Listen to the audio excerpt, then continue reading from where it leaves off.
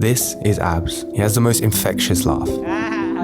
This is Thai. He can't sleep at night because he's stressed about his school. Make me worry a lot. This is Thomas, the alpha male of 74 rescue dogs. Play in silence, please. Each one is a Cambodian. Each one of these humans would have lived a life without ever interacting with you. Each one has a story. In a country steeped in genocide, plagued by poverty, and an investment deal with China ripping through their lands, telling the story of Cambodia's people becomes a necessity. In this documentary, we meet a fantastic entrepreneur who invited us into his hand-built home.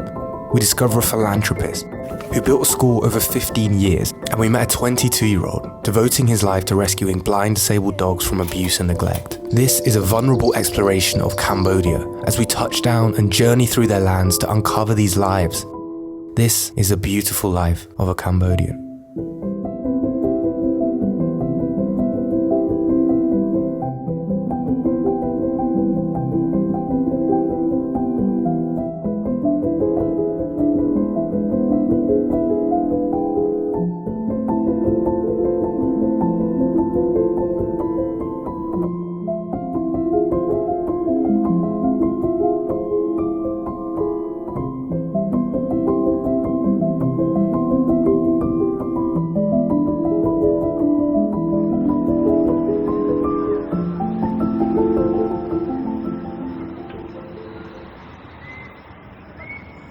It would be easy for me to say I make these films for selfless reasons, for the potential awareness they can bring.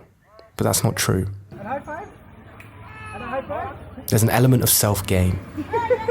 I get to work in a field of passion, I get to travel to fantastic places and keep my childlike excitement. I normally have no idea what I'm doing when I arrive in a new country, but this time I had a burning drive.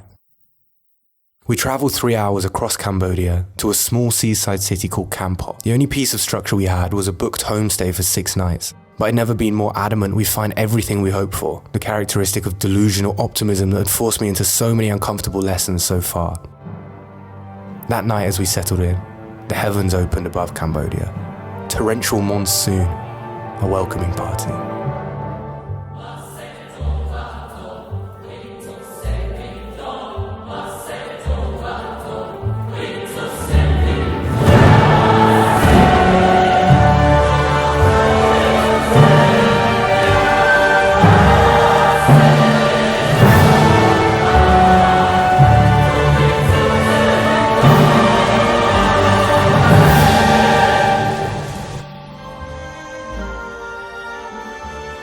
And the humidity is so high that the camera can't even capture anything without fogging up. Did you get a bit wet last night? As the rain stopped, we ventured into Kampot. It wasn't what I remembered. Grey, gritty and half-built, it was a huge contrast to the inviting islands we'd just come from in Thailand. With a population of 42,000, Kampot is a remnant of French colonization. But it feels far from croissants now. The damp made it suffocating, and the serious lack of road rules made us feel even more out of place than the locals' glares. And the rose-tinted memories of an 18-year-old may have been just that, rose-tinted. We get more stares kind of filming here, which is fair enough. I think people see less tourists, but everyone is still just as friendly, and I'm really excited to talk to some people rather than just putting a camera in their face. Because I always feel like people want to share their story, and you just give them the opportunity and they kind of open up. But there's more of a language barrier here as well, so it's going to be a little bit more difficult. Okay, cool. I'll text you when the video ready. Yeah, thank you. You!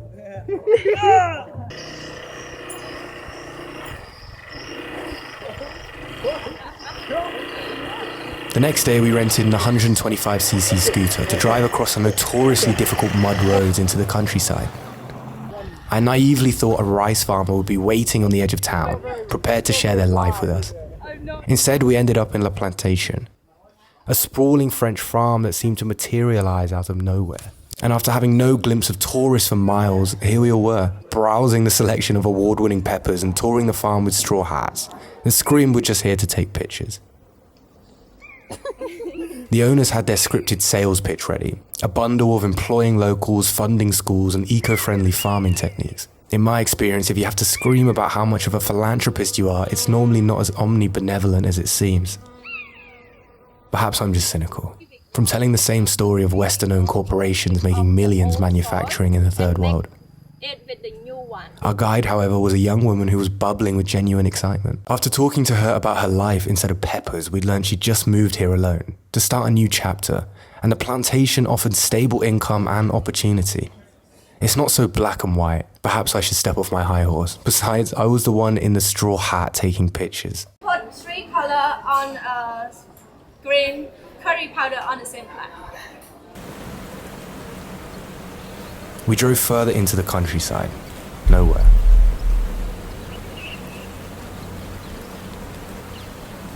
I told Izzy if we kept going, we'd find our subject. So I dragged her through muddy fields and snake-filled puddles. What did I expect? That we'd just stumble across a farm and an enthusiastic English-fluent local willing to open up.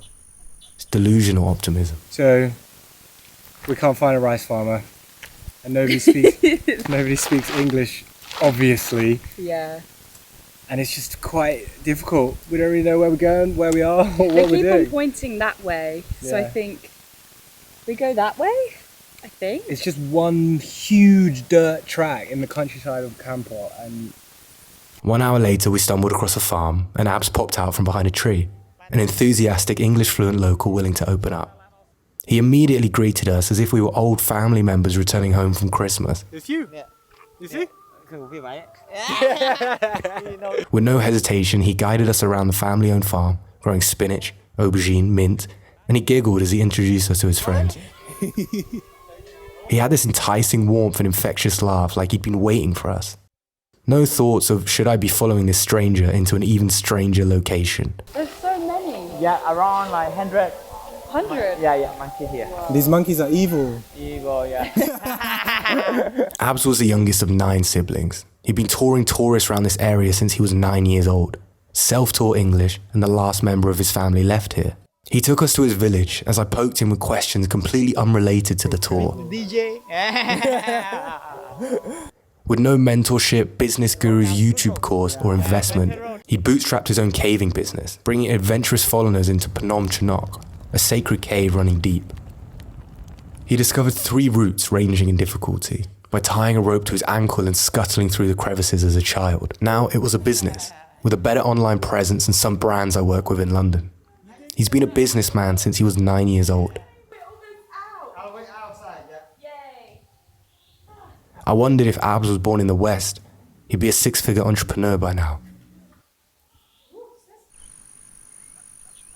After our chat, Abs invited us to his home.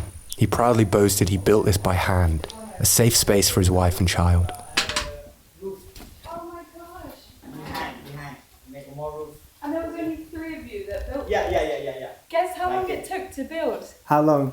A month and a half. 1 month. Yeah, and now. Wow. Before I build, it's up on the road, but now Yeah.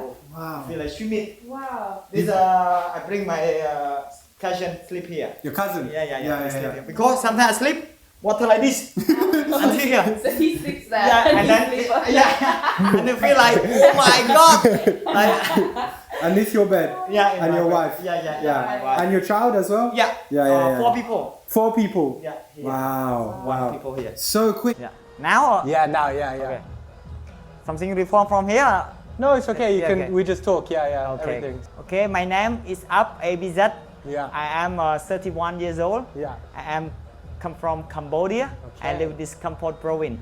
We just spent some time with you, and you have a business where you do caving. Yes. Also, you work as an aubergine farmer as well. Yeah. And you built your own house. Yeah. So you have many jobs. Yes. And you do everything yourself. Yeah. You also were telling us that you were giving tours since you were 9 years old. Yeah. Before mostly I'm young. This area is all the jungle. I'm in the know because it's my house close to here. Before I live from my family one place to the Pagoda. Yeah. All tourists to visit this mountain, you have to go with the kid because this one is all jungle, no road to this mountain. But now the change, we have a new road. It's easy to pass to the mountain. Yeah. Mostly the people they would like to do by yourself, small lock and come back. Some you would like to do adventure sport. You have to need the guide because it's many way. to do different job. Yeah. That's why I feel now is many people like it. Yeah. Because good road to visit here. And what do you think about the direction that Cambodia is going? You think there will be more tourists and more roads and better for everyone to come? Yeah. And you want this? Yeah, because mostly now we have a good road. Before it's bad road, it's difficult for tourists and for local people to visit that mountain for praying. Yeah. But now we have new road, everything easy. Many road pass from the lake, from number 3 road, from Kampot, and easy. And from my house also we have new road and easy to visit here. And fast, many people come to visit. And you want more tourists to come? Yeah, I hope Yeah, tourists you hope. coming up. Yeah, of course. What is a normal day like in your life? Mostly nice time. Nice time. Nice time. Good for sunset. Everything quiet Yeah. from the area. This So it's area. peaceful. Yeah, peaceful. Yeah. And good for chilling out close to Yeah. the mountain. You see from the bird flying. It's cooling. Maybe you want to talk about your dreams? I want to be a more building high. I want to open this restaurant from close to my house. I want to Restaurant. bring a cooking class from this mountain. Make my tour connect to together. Wow. Yeah, I want to do cooking class and the tour from exploring by the cave like 3 hours or 2 hours, and then cooking class, and then we take all the spinach, work at the farm here without chemical. So you are an entrepreneur. Yeah. You are very business minded. Business, Yeah. You're always thinking about where to open Yeah. the business and connect it all together. Yeah. It's amazing. Abs was radiating joy. Different. Different. Yeah. It was a home, his home. More of a home than a rich American 7-bed mansion where calling for the maid echoed off the walls. This one day with Abs uplifted me to dig deeper, to investigate why he had minimal education. In a country where children work at 9 years old, why are they not in school?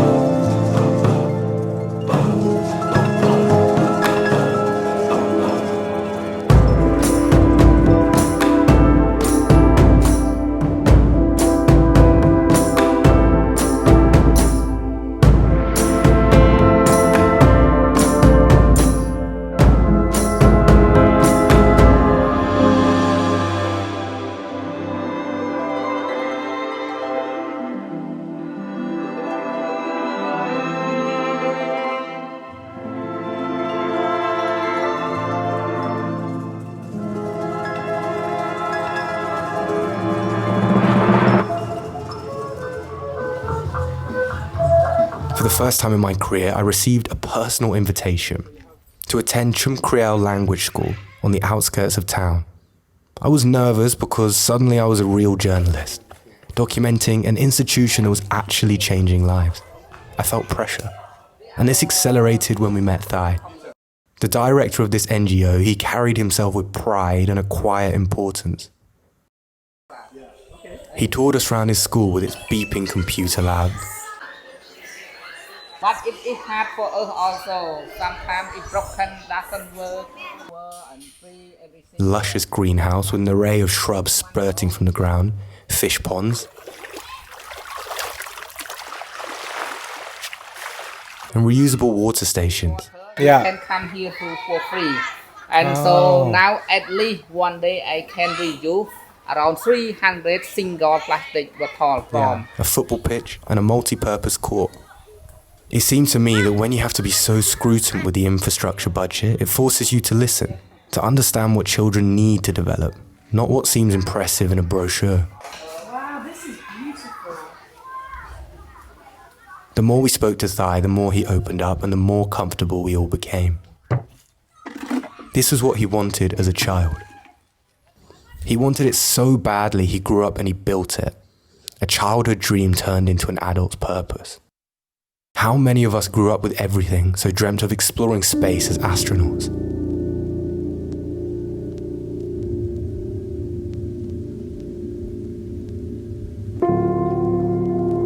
Thai grew up with nothing, so he dreamt of school.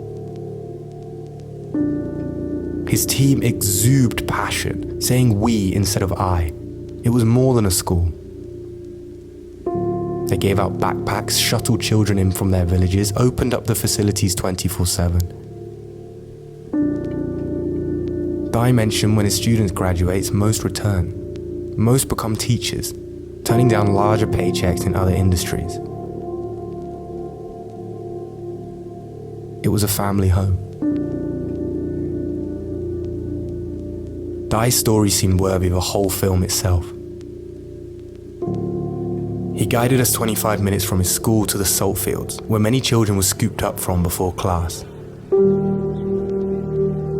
I instantly realized how ridiculous it was that he'd overcome his environment. Children under 5 left unsupervised in the middle of nowhere. Infrastructure crumbling, the only building still standing was a second relocation Thai had built, defiantly holding, refusing to break. Kids whipping about, excited to see us, completely unaware of how children in the Western private schools are living, pure glee on their faces. We wanted to allow Thai to speak, to release the weight of his life's work, to open up to us about what he wasn't telling us. Okay, I just said anything that I want. Anything you want. Yeah. Okay. So we have the conversation. I want to talk about my life. I am the kid who live in the countryside, the same this area. But this all field, but my hometown is the rice field. Yeah, I have a big family. I see my brother and sister always have parents to work in the field. And when they tired, they don't want to go to the school. And so me, I just lazy to work. I always keep go to school. And then I pass to be a teacher. And the government send me to work in town. And then I feel the kids who live in town, they get a lot of opportunity to get better education. But the kids who live in the countryside, they don't understand about a value education. When I come, I feel scary because I see the kids in town, they're so smart, they're so good, they can speak many languages. But for me, no, I cannot speak English. When I go to study, make me very hard, all document, everything in English. I feel so hard to study, but lucky I always make friends with people who know English. And then I walk on the street, I just say hello, and then my word dry up. But I practice and practice and practice. I know a bit English. I started school in 2005. I come along this area. I interview many people. The well-educated people always keep their children at the school. But the poor, they don't care. They always ask their children to work, to have. And then only me, I start the school. 100 students come. 100 students? Yeah. As you see the small building there. Yeah. And so now over 20 years, I have English class from 5 to 6, 6 to 7. Around 600 students to study English at my class. Wow. And most of the kids now, they go to higher education, some university, some study in abroad, some doctor, and most of the kids, they work in the restaurant in town. Yeah. You can ask people around in town know about Chumkriel language school. I think they will know more about that also. Yeah. Yeah. You raised a whole generation of students. Yeah. The next generation of Cambodian students, they've all come from your school. Yeah. It's incredible. Yeah. I meet with the people from Australia, and then they just give me 3,000, and then I buy the block of land. But when I got the building, make me worry a lot, because I not have the money to maintain, run. Only month by month. Yeah. But so luckily, over 20 years, I got my school open for all the kids to get education. It's amazing now to see it, but I'm sure it wasn't always like that as you described. But when we came today and we saw it for the first time, it was really beautiful, the way that everything is connected together and how much passion and love all of your staff and yourself have for the school that you've built. We asked your staff the same question. We said, in 5-10 years, where do you want to be and what are your goals? And every single member of your staff, they all said they will still be at your school. None of them said they want to leave, and I found that really amazing. None of them said, I want to do this or this. They all said, I want to do this with the school. Yeah, I'm so happy with all my teachers. They always work by heart, They always work by heart to help the children. They always like the children smile. all of them amazing. And they always ask me, oh, they want to be, in the future, they want to have the big school, they have more children here. And so good, we are like the family. Yeah. I just would like to tell all people to know, like, education is very power to change people's life. If without education, the people get very poor. So I just would like the people around help each other, especially come to work with me to create our children's life here. Yeah. Okay. Yeah, that's amazing. Yes. Thai mentioned to me off camera he was worried about coming off as a pity case. He didn't want the world to look upon him and feel bad for his school, his kids, his dreams. I told him not to stress, that he came across strong, that his story didn't feel sad, it felt resilient, that the world would see him as bold and his work as inspiring. That he inspired me. A common theme shooting this film was coming away from an interview feeling genuinely inspired. I'm not religious, but I pray this school receives the funding it deserves, that this time next year its lights aren't switched off.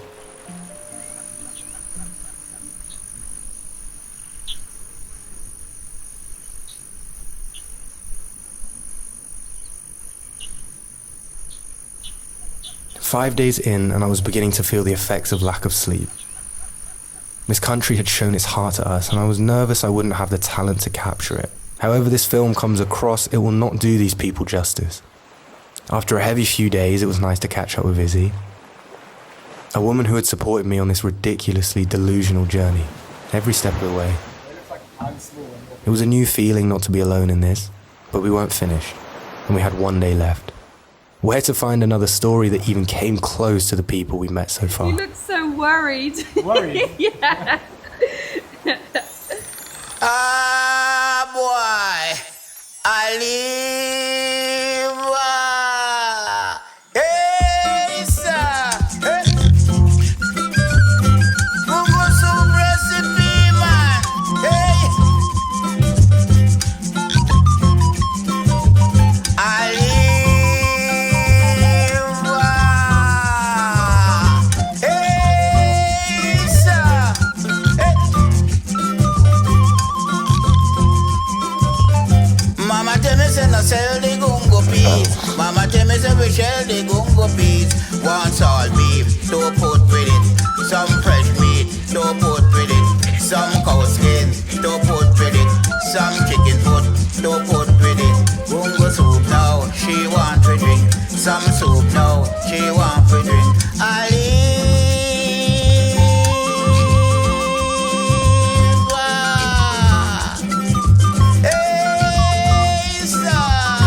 Mama tell me say no sell the gungo peas. Mama tell me say we shell the gungo peas. Some soft yam, don't put with it. Some dasheen, don't put with it. I beg a breadfruit, don't put with it.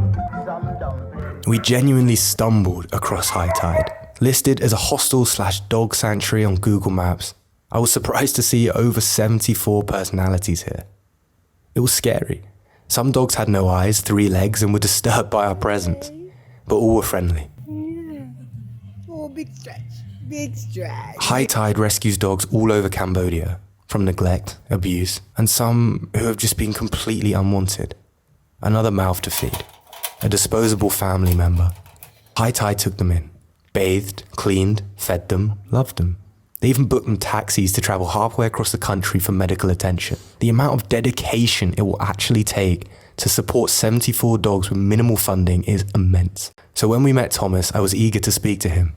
The dogs clearly adored him. Dogs have a tendency for recognizing good people. How about?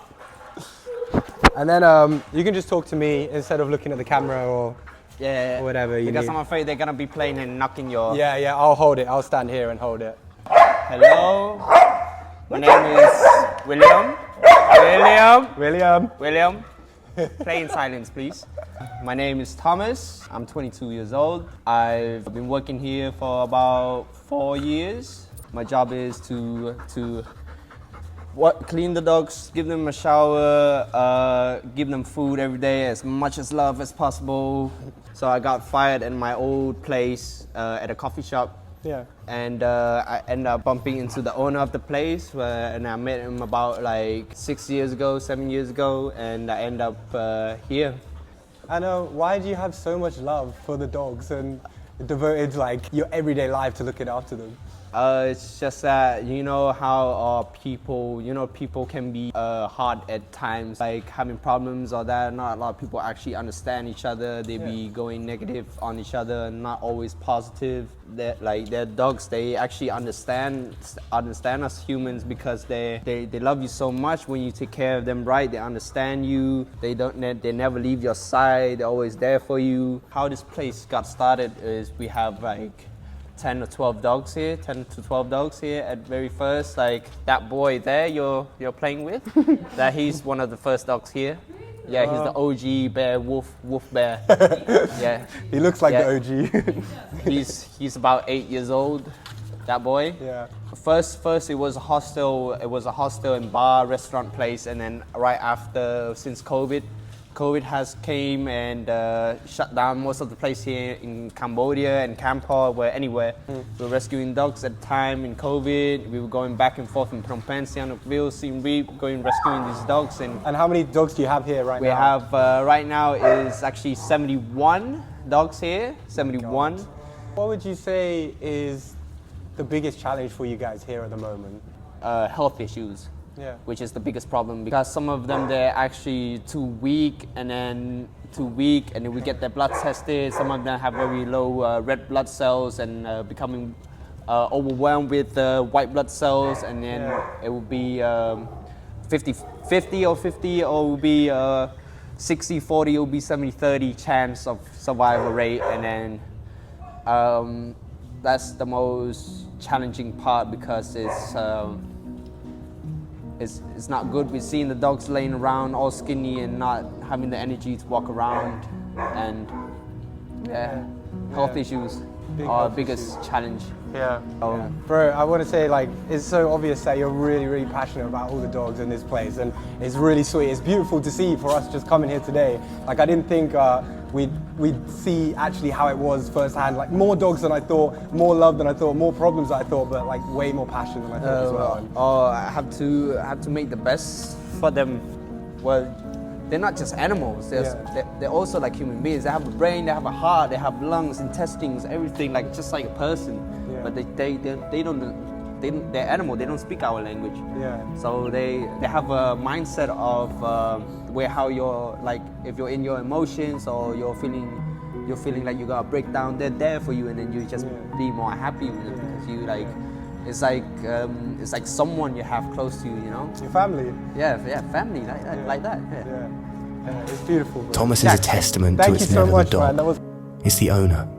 And if he can bring out the beauty of 74 different breeds, how can there be any excuse that some dogs are inherently bad? It is the owner's reflection, good or bad. This has been the largest film I've ever attempted to make, and it really pushed me. But the people we met have proven to me how admirable the human spirit really is. The backbone of Cambodia, a country with distinct colours of dust orange and thick greens. A powerful up-and-coming country with grit and empathy. A combination that will take you far. I'm sure there are a mountain of problems here, but with all the doom and gloom we're faced in the media, it's important to share a grounded story. Family, like that. Education, equally power to change people's lives. To share 3 beautiful lives. I encourage you to explore, to learn, to keep an open mind.